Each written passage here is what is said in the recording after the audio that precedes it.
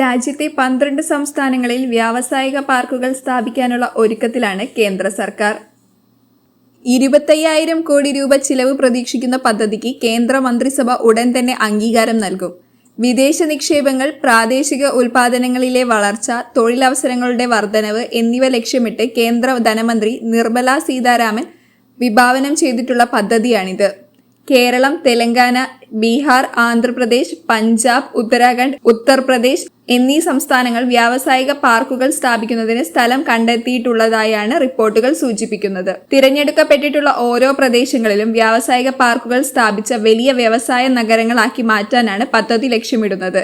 ഈ വ്യാവസായിക പാർക്കുകളിലൂടെ 1.5 ലക്ഷം കോടി രൂപയുടെ നിക്ഷേപം നടക്കുമെന്നും പ്രതീക്ഷിക്കുന്നു. റെസിഡൻഷ്യൽ, കൊമേഴ്ഷ്യൽ പ്രൊജക്ടുകൾക്ക് ഒരുമിച്ച് വരുന്ന വലിയ വ്യവസായ നഗരം സ്ഥാപിക്കുന്ന രീതിയിലാണ് പദ്ധതി രൂപീകരിക്കുന്നത്. കഴിഞ്ഞ കേന്ദ്ര ബജറ്റിലാണ് ദേശീയ വ്യാവസായിക ഇടനാഴി പദ്ധതിയുടെ കീഴിലായി 12 ഇൻഡസ്ട്രിയൽ പാർക്കുകൾ പുതുതായി സ്ഥാപിക്കുമെന്ന് കേന്ദ്ര ധനമന്ത്രി നിർമ്മല സീതാരാമൻ വ്യക്തമാക്കിയിരിക്കുന്നത്. സംസ്ഥാന സർക്കാരുകൾ ഏറ്റെടുത്തു നൽകുന്ന സ്ഥലങ്ങളാണ് വ്യാവസായിക പാർക്കുകൾ സ്ഥാപിക്കുക. കേരളത്തിൽ പാലക്കാട് ജില്ലയിലാണ് സംസ്ഥാന സർക്കാർ വ്യാവസായിക പാർക്കിനായി സ്ഥലം കണ്ടെത്തിയിരിക്കുന്നത്. ഓരോ സംസ്ഥാനങ്ങളുടെയും സ്വകാര്യ നിക്ഷേപകരുടെയും പങ്കാളിത്തവും പദ്ധതിയിൽ ഉണ്ടാകുമെന്ന് കേന്ദ്ര സർക്കാർ അറിയിച്ചു.